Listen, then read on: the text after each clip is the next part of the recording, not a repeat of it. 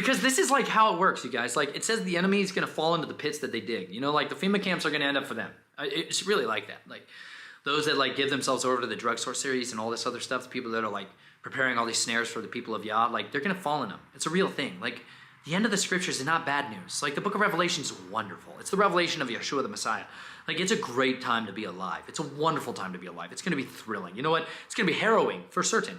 But we walking in the remnant power of Yahweh, we will literally do greater deeds. It's like the completion of the book of Acts. You read the book of Acts and all of a sudden it's just over. You're like, what? But it doesn't end, you know, because you're supposed to go on and do likewise. You know what I'm saying? So we're waiting for that power to come upon us again, to clothe us and just start to do mighty deeds again. Be like the Gibborim, the special forces of Yahuwah. Anyways, and again on the second day at the Feast of Wine, the sovereign said to Esther, "What is your petition, sovereigness Esther? And what is given to you? What's your request? Up to half my reign, it's done."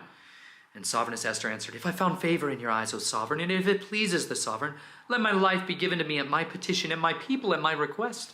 For we have been sold, my people and I, to be cut off, to be killed, and to be destroyed.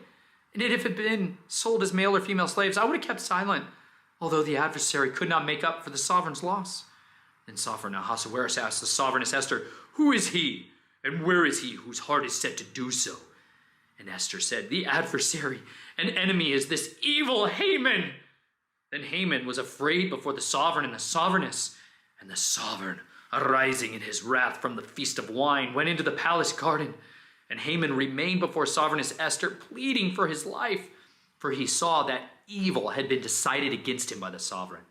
And when the sovereign returned from the palace garden to the place of the Feast of Wine, Haman was falling on the couch where Esther was.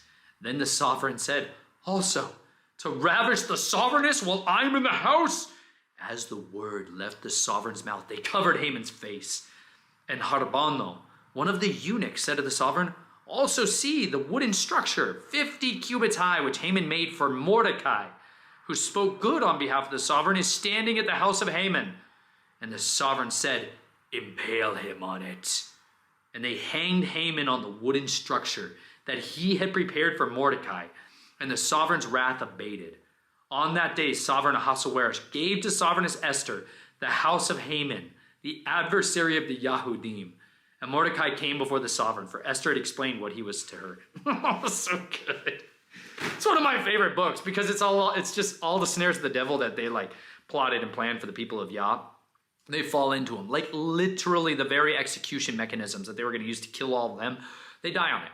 That's just beautiful. That's called Mishpat. It says in the book of Psalms, Mishpat and Zadikah are the foundations of Yahuwah's throne. It's justice and righteousness. That's literally what builds up his house. He's all like, "I'm going to sit on justice and righteousness." That's who he is. That's his nature. So like, they may think they've gotten away with it. They may think like, "He does not see us. He does not hear us." And Psalm is like, "He who formed the eyes, does he not see? He who formed the ears, does he not hear? Does the judge of all the earth not do right?" He's going to judge them, you guys. It's good news for us, bad news for them, which is why we need to try to recruit them out of it, because they do not want to be found in the wrath of Yahuwah. We don't want that to happen to anyone, truthfully. Like, we would rather them come to know him and be spared from that great wrath. But if they choose to walk in it, they're going to reap what they sow. Anyways, I just want to share with you guys one of the passionate, exciting times of the book of the Esther, the war of the ages that we are in, and the Sharith imperative. We're going to dive into this a bit more as we go along here. I hope you guys are living vibrantly, courageously, passionately every single day of your lives. Thank you for your prayers and petitions for my family. We could use them like crazy. We are contending against death regularly. And you know what? Yahuwah is good and he sustains us powerfully by your prayers, your support, and your encouragements. We love you all so much. Live courageously every single day of your life, because the days may be evil, but you, beloved brother and sister, were born for such a time as this. I'll talk to you soon.